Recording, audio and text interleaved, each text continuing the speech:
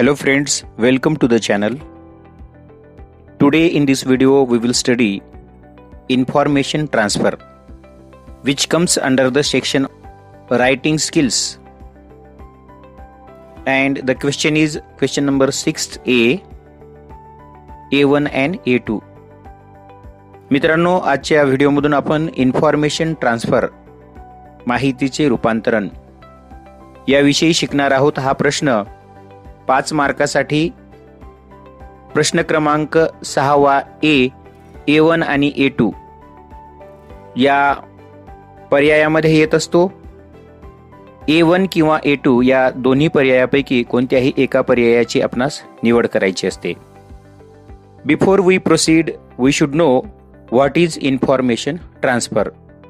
मित्रांनो, व्हिडिओ सुरू करण्यापूर्वी सुरुवातीला आपण माहितीचे रूपांतरण म्हणजे काय हे जाणून घेऊया. Information may be presented in the form of text, pictures, graph, flow charts, tables etcetera. The conversion of information from one form to another form is called information transfer. मजकूर, चित्र, आलेख, तक्ता, तालिका इत्यादी स्वरूपामध्ये माहितीची मांडणी केली जाते. माहिती एका स्वरूपातून दुसऱ्या स्वरूपात रूपांतरित करणे म्हणजेच माहितीचे रूपांतरण होय. There are two ways of transferring information. They are non-verbal to verbal and verbal to non-verbal. माहितीचे रूपांतरण करण्याचे 2 प्रकार आहेत, 2 मार्ग आहेत. त्यामध्ये अशाब्दिक ते शाब्दिक आणि दुसरा प्रकार आहे शाब्दिक ते अशाब्दिक. Non-verbal to verbal. This includes conversion of information represented in the form of graphs, tree diagrams, pie charts, tables, etc. into paragraphs. मित्रांनो, नॉन व्हर्बल टू व्हर्बल म्हणजेच अशाब्दिक ते शाब्दिक या माहितीच्या रूपांतरणाच्या प्रकारामध्ये दिलेली माहिती ही आलेख, ट्री डायग्राम किंवा पाय चार्ट किंवा तालिका या स्वरूपामध्ये असते आणि त्या माहितीला आपणास एखाद्या किंवा 2 परिच्छेदामध्ये रूपांतरित करायचे असते. तर हे करताना आपण कोणत्या गोष्टी लक्षात ठेवणे आवश्यक आहे त्या पाहूया. Before transferring the information you should read the diagram carefully. माहितीचे रूपांतरण करण्यापूर्वी दिलेली आकृती लक्षपूर्वक वाचून आणि समजून घ्यावी. Read the points covered in the diagram carefully. दिलेल्या आकृतीत माहिती, मुद्दे जे काही असेल त्याचं काळजीपूर्वक वाचन करून त्याचा योग्य अर्थ लावावा. A logical sequence of information should be maintained in the paragraph. परिच्छेदात माहिती लिहिताना किंवा माहितीची मांडणी करताना ती क्रमबद्ध पद्धतीने असावी. म्हणजे त्या आकृतीमध्ये ज्या सिक्वेन्सने आली असेल, ज्या क्रमाने आली असेल त्याच क्रमाने परिच्छेदामध्ये त्या माहितीचं रूपांतरण करावं. A title or heading should be added to the paragraph. तुम्ही जो काही परिच्छेद लिहित आहात त्याला त्या दिलेल्या माहितीला अनुसरून समर्पक असं शीर्षक देणं अपेक्षित आहे. माहितीचे रूपांतरण करताना व्याकरणातील काही ज्या संकल्पना आहेत की ज्यामध्ये similar, alike, both, and, as well as, on the contrary, whereas, in contrast to अशा शब्दांचा वापर करावा जेणेकरून आपली माहिती प्रभावी होईल. त्यासोबतच you should use some constructions of grammar like not only but also, either or, neither nor, though, although, but, if, there. मित्रांनो, व्याकरणातील ज्या रचना प्रकार आहेत त्यामध्ये not only but also, either or, neither nor, though, although, if, but, there या सर्वांचा वापर करून आपलं लिखाण प्रभावी करावं. तसेच परिच्छेदाची सुरुवात करताना the diagram shows, the table shows किंवा the table gives information, the diagram gives information अशा प्रकारे सुरुवात करण्यास काही हरकत नाही. तर ही माहिती आपण non verbal to verbal transfer करताना लक्षात असू द्यावी. त्यानंतर आता व्हर्बल टू नॉन व्हर्बल शाब्दिक ते अशाब्दिक माहितीचे रूपांतरण. This includes conversion of information given in the form of a paragraph into tables, flow charts, pie diagrams, graphs etcetera. मजकूर, चित्र, आलेख, तक्ता, तालिका इत्यादी स्वरूपामध्ये माहितीची मांडणी करणे म्हणजेच verbal to non verbal information transfer होय. तर अशा वेळी आपण कोणत्या गोष्टी लक्षात ठेवणं आवश्यक आहे? Before you transfer the information, read the paragraph carefully and decide the important points in that paragraph. You should decide the title for the diagram. The information from the paragraph should be used in the diagram properly. In sequence, दिलेली माहिती क्रमबद्ध पद्धतीने सांगितलेल्या आकृतीमध्ये रूपांतरित करावी. All the important points should be covered. महत्त्वाचे मुद्दे सुटू नयेत. Don't give importance to unimportant points and information. अनावश्यक मुद्द्यांना महत्त्व देऊ नये. यूज मिनिमम वर्ड्स, कमीत कमी शब्दांचा वापर करावा. Your diagram should be tidy and attractive. तुम्ही काढलेली आकृती ही आकर्षक आणि नीटनेटकी असावी. Don't write full sentences. पूर्ण वाक्यामध्ये माहिती लिहू नये. Don't use articles, auxiliary verbs, prepositions in the charts and the diagrams. माहितीचे रूपांतर करताना आर्टिकल, सहाय्यकारी क्रियापदे, शब्दयोगी अव्यय इत्यादीचा वापर करू नये. जर त्याच्यामध्ये काही उपमुद्दे असतील तर त्यामागे 1, 2, 3 किंवा ABC अशी अक्षरे द्यावी किंवा डॅश किंवा स्टार इत्यादीचा उपयोग करून आपण दिलेली माहिती व्हर्बल टू नॉन व्हर्बल करताना या सर्व मुद्द्यांची दक्षता घ्यावी. मित्रांनो, आता आपण मार्च 2020च्या परीक्षेमध्ये आलेला प्रश्न नॉन व्हर्बल टू व्हर्बल साठीचा तो आता आपण सोडवूया. The question was, read the information given in the following table, write 2 short paragraphs based on it, give a suitable title to it. तर यामध्ये आपल्याला एक टेबल दिलेला होता आणि त्या टेबलचं पॅरेग्राफमध्ये कन्व्हर्जन करायचं होतं, इन्फॉर्मेशन ट्रान्सफर करायची होती. तर हा जो टेबल आहे टाइप्स ऑफ व्हेकल्सचा आहे. म्हणजेच आपण याला शीर्षक किंवा टायटल टाइप्स ऑफ व्हेकल्स असं देऊ शकतो, ज्यामध्ये इलेक्ट्रिक व्हेकल्स आणि नॉन इलेक्ट्रिक व्हेकल्स अशी 2 प्रकारची वाहने आणि त्या वाहनांची माहिती दिलेली असल्यामुळे त्याला आपल्याला शीर्षक टाइप्स ऑफ व्हेकल्स असं देता येईल. आता इलेक्ट्रिक व्हेकल्सचे मुद्दे आहेत, run on electric energy, cause no pollution, low maintenance, high mileage, need good roads and can run on low speed. आणि नॉन इलेक्ट्रिक व्हेकल्समध्ये दिलेली माहिती run on fuels, cause air pollution, high maintenance, low mileage, can run on rough roads and can run high speed. तर अशा प्रकारची ही माहिती दिलेली आहे. तर ह्या 2 प्रकारच्या वाहनांची माहिती आपल्याला 2 पॅसेजमध्ये, छोट्या पॅसेजमध्ये कन्वर्ट करायला सांगितलेली आहे. तर ती आपण इन्फॉर्मेशन ट्रान्सफर याप्रमाणे करू शकतो. तर पहिल्यांदा आपण त्याला शीर्षक देऊया, types of vehicles. The present table gives information about types of vehicles. There are 2 types of vehicles, electric vehicles and non electric vehicles. तर हा सुरुवातीचा इंट्रोडक्टरी परिच्छेद झाला की ज्याच्यामध्ये आपण या टेबलमध्ये दिलेली माहिती कशाबद्दल आहे, कशा संबंधी आहे हे सुरुवातीच्या इंट्रोडक्टरी पॅरेग्राफमध्ये सांगितलेलं आहे. Electric vehicles are those which run on electric energy. These vehicles cause no environmental pollution, either sound or air pollution. Maintenance of these vehicles is low and they give high mileage, but a drawback of these vehicles is that electric vehicles need roads in good condition. These vehicles run at a low speed.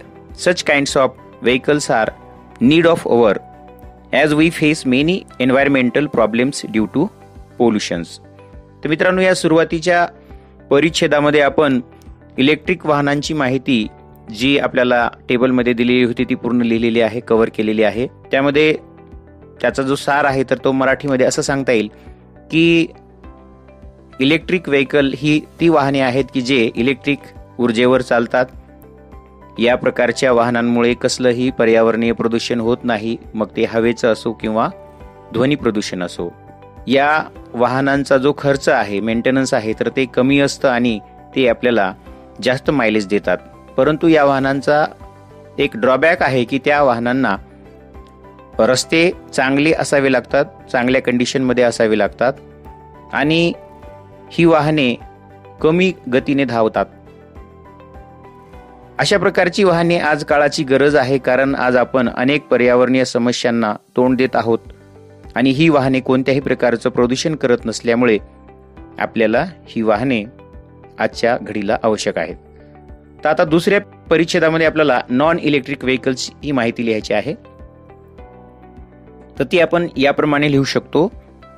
Non-electric vehicles are those run on fuels like petrol and diesel. These vehicles cause air pollution due to combustion in the engines. Non-electric vehicles have high maintenance and low mileage, but an advantage of these vehicles is they can run on rough roads as well as they can run at high speed. तर यामध्ये आपण non electric व्हेकल्सची माहिती सांगितली. त्यात सांगितले आपण की जी वाहने पेट्रोल आणि डिझेल सारख्या इंधनावर चालतात त्याला नॉन इलेक्ट्रिक व्हेकल्स असं म्हणतात. या वाहनांमुळे हवेचं प्रदूषण होतं, इंजिनमध्ये इंधनाचं ज्वलन होत असल्यामुळे त्यातून दूषित वायू बाहेर पडतो. या वाहनांचा जो खर्च आहे, मेंटेनन्स आहे, तर ते जास्त असतं आणि मायलेज कमी असते. परंतु या वाहनांचा एक फायदा आहे की ते खडबडीत रस्त्यांवर चालू शकतात आणि अधिक वेगाने धावतात. तर अशा प्रकारे आपण टेबलमध्ये दिलेली माहिती पॅरेग्राफमध्ये कन्वर्ट केलेली आहे. आता आपण आणखी एक प्रश्न पाहूया, स्पेसिमेन क्वेश्चन, की ज्याच्यामध्ये एक वेब डायग्राम आहे आणि त्या वेब डायग्रामला आपल्याला पॅसेजमध्ये कन्वर्ट करायचं आहे, पॅरेग्राफमध्ये कन्वर्ट करायचं आहे. हा प्रश्न 2019च्या परीक्षेमध्ये विचारण्यात आलेला होता, ज्यामध्ये एक वेब डायग्राम दिलेली आहे आणि त्या वेब डायग्राम मध्ये दिलेली माहिती एका पॅरेग्राफमध्ये कन्वर्ट करायची आहे. तो प्रश्न नॉन व्हर्बल टू व्हर्बल यामध्ये आला होता आणि प्रश्न असा होता, right a paragraph on the use of mobile phones with the help of following diagram. Add your own points and give a suitable title to it. तर दिलेली आकृती ज्याच्यामध्ये यूज ऑफ मोबाईल फोन दिलेलं होतं, ज्यामध्ये radio, internet, SMS, social networking, music, calling आणि voicemail, आणि हीच माहिती आपल्याला एका पॅसेजमध्ये रूपांतरित करायला सांगितली होती. आता आपण ही माहिती याप्रमाणे रूपांतरित करू शकतो. याला आपण टायटल देऊया, the use of mobile phones. The present diagram is about various uses of mobile phones. Nowadays mobile has become essential to everyone living in the age of information and technology. Either a farmer or an employee or student, everyone need mobile. It is very common nowadays. During corona pandemic, its important is highlighted for the students. तर सुरुवातीच्या introductory पॅरेग्राफमध्ये आपण या डायग्राममध्ये काय सांगितले ते लिहिलेलं आहे. प्रस्तुत आकृती ही मोबाईल फोनचे उपयोग याबद्दल माहिती देते आणि आजच्या घडीला माहिती आणि तंत्रज्ञानाच्या काळामध्ये प्रत्येकाला मोबाईलची आवश्यकता भासत आहे. मग तो शेतकरी असो, नोकरदार असो किंवा एखादा विद्यार्थी, प्रत्येकाला मोबाईलची आवश्यकता आहे. आणि कोरोना काळात तर या मोबाईलचं महत्त्व अधोरेखित झालेलं आहे, विशेषतः विद्यार्थ्यांसाठी. तर हे प्रस्तावनेच्या पॅसेजमध्ये आपण सांगितलं. त्यानंतर आता next पॅसेजमध्ये There are many functions available in mobile phone. The most popular function in mobile phone is social networking sites. WhatsApp, Facebook, Instagram, Twitter, social media platforms became popular in people from every walks of life. We can send SMS to anybody and everywhere in the world within few seconds. It has also voicemail facility which helps to send recorded phone calls to the desired person. We can listen radio stations online and offline all over the world. If we connect internet to our cell phone, we can send and receive emails. Different kinds of music can be listened with help of the mobile phones on YouTube and various platforms. Now video calling is available with voice calls as well on mobile phones. Mobiles are some kind of mini computer. We can capture photos and videos with the help of mobile phone. Due to all these features, mobiles have become popular and essential. तर या दुसऱ्या पॅसेजमध्ये आपण सांगितलं की मोबाईलचे अनेक उपयोग आहेत. त्यामध्ये सर्वात प्रचलित आणि लोकप्रिय फंक्शन म्हणजे समाज माध्यमे. त्यामध्ये व्हॉट्सअप, फेसबुक, इंस्टाग्राम, ट्विटर यासारखे सोशल मीडिया प्लॅटफॉर्म्स आहेत जे आज घडीला खूप लोकप्रिय आहेत आणि त्या प्रत्येक क्षेत्राच्या व्यक्तीमध्ये लोकप्रिय आहेत. आपण मोबाईलच्या मदतीने SMS पाठवू शकतो. कुठेही जगात कुठेही राहणाऱ्या व्यक्तीला काही सेकंदामध्ये आपण मेसेज पाठवू शकतो. त्यासोबतच या मोबाईलमध्ये व्हॉइसमेलची सुविधा असते की जी आपल्याला रेकॉर्डेड फोन कॉल ज्यांना आपल्याला पाठवायचे त्यांना आपण पाठवू शकतो. त्यासोबतच आपण जगभरातील कोणतेही ऑफलाईन आणि ऑनलाईन रेडिओ सर्व्हिसेस मोबाईलवर ऐकू शकतो. जर आपण आपल्या मोबाईलला इंटरनेटची जोडणी केली तर मोबाईलवर ईमेल पाठवणे आणि मिळवणे सोपे होते. तसेच विविध प्रकारचं संगीत मोबाईलवर आपणास ऐकता येतं. आणि आता तर मोबाईलमध्ये व्हिडिओ कॉलिंगची सुविधा सुद्धा व्हॉइस कॉल सोबत उपलब्ध झाली आहे. मोबाईल हे जणू काही लहान संगणकच आहेत की ज्याच्या मदतीने आपण फोटो काढू शकतो. तसेच व्हिडिओ सुद्धा मोबाईलच्या मदतीने करता येतात.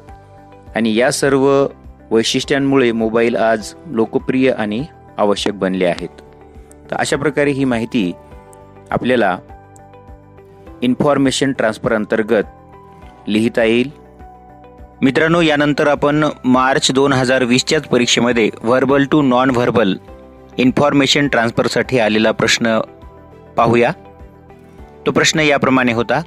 Read the following information and present it in the T diagram given below. Give it a suitable title. दिलेली माहिती खाली दिलेल्या ट्री डायग्राममध्ये रूपांतरित करायची आहे आणि याला योग्य असं शीर्षक सुद्धा द्यायचं आहे. तर तो प्रश्न असा होता. Rocks are not all the same. The 3 main types or classes of rocks they are sedimentary, metamorphic and igneous. Sedimentary rocks are formed from particles of sand, shells, pebbles, and other fragments of material. Generally, sedimentary rock is fairly soft and may break apart or crumble easily. It is usually the only type that contains fossils. Examples of this rock type include conglomerate and limestone. Metamorphic rocks are formed under the surface of the earth from the change that occurs due to intense heat and pressure. The rock that result from the process often have ribbon-like layers and may have shiny crystals formed by minerals growing slowly over time on their surface. Examples of this rock type include gneiss and marble. Igneous rocks are formed when magma cools and hardens. Sometimes the magma cools inside the earth and other times it erupts onto the surface from volcanoes. When lava cools very quickly, no crystals formed and the rock looks shiny and glass-like. Sometimes gas bubbles are trapped in the rock during the cooling process, leaving tiny holes and spaces in the rock. Examples of this rock type include basalt and obsidian. विद्यार्थी मित्रांनो, 3 short passages मध्ये दिलेली ही माहिती आहे. आणि ती माहिती आहे टाइप्स ऑफ रॉक्स म्हणजेच खडकांचे प्रकार याविषयी. आणि दिलेल्या ट्री डायग्राममध्ये आपल्याला ही माहिती रूपांतरित करायची आहे. तर याला आपण सुरुवातीला शीर्षक देऊ शकतो टाइप्स ऑफ रॉक्स. त्यानंतर आता टाइप्सच्या समोर 3 जे रकाने दिलेले आहेत तर त्या रकान्यामध्ये तिन्हीची नावं लिहायची आहेत. सेडिमेंटरी एकामध्ये, दुसऱ्यामध्ये मेटामॉर्फिक आणि तिसऱ्यामध्ये इग्नियस. ते हे 3 खडकांचे प्रकार झाले. त्यानंतर आता त्यांची फॉर्मेशन प्रोसेस म्हणजे प्रत्येकाच्या खाली त्या खडकाची फॉर्मेशन प्रोसेस लिहायची आहे. तर पहिल्यांदा आपण सेडिमेंटरीची प्रोसेस लिहूया. तर ती आहे formed from particles of sand, shells, pebbles and other fragments of material. त्यानंतर मेटामॉर्फिकच्या खाली formed under the surface of the earth due to intense heat and pressure. तर हे दुसऱ्यामध्ये येईल. आणि तिसऱ्या इग्नियस रॉक्सच्या खाली formed when magma cools and hardens. तर हे तिन्हीची फॉर्मेशन प्रोसेस झाली. त्यानंतर आता आपल्याला या तिन्हीची उदाहरणं द्यायची आहे. तर पहिल्या रकान्यामध्ये सेडिमेंटरी रॉक्सचे एक्झाम्पल्स आहेत कॉंग्लोमरेट अँड लाईमस्टोन. त्यानंतर मेटामॉर्फिकचे उदाहरणं आहेत ग्नेसिस अँड मार्बल. आणि इग्नियस रॉक्सचे एक्झाम्पल्स आहेत बेसॉल्ट आणि ऑब्सिडियन. तर अशा प्रकारे ही 3 छोट्या छोट्या परिच्छेदामध्ये दिलेली माहिती आपण एका ट्री डायग्राममध्ये कन्वर्ट केली. तर अशा प्रकारे आजच्या व्हिडिओमधून आपण इन्फॉर्मेशन ट्रान्सफर हा भाग शिकला. पुन्हा भेटूया एका नवीन विषयासह. तोपर्यंत नमस्कार. हा व्हिडिओ जर आपणास आवडला असेल तर मित्रांना शेअर करायला विसरू नका. धन्यवाद.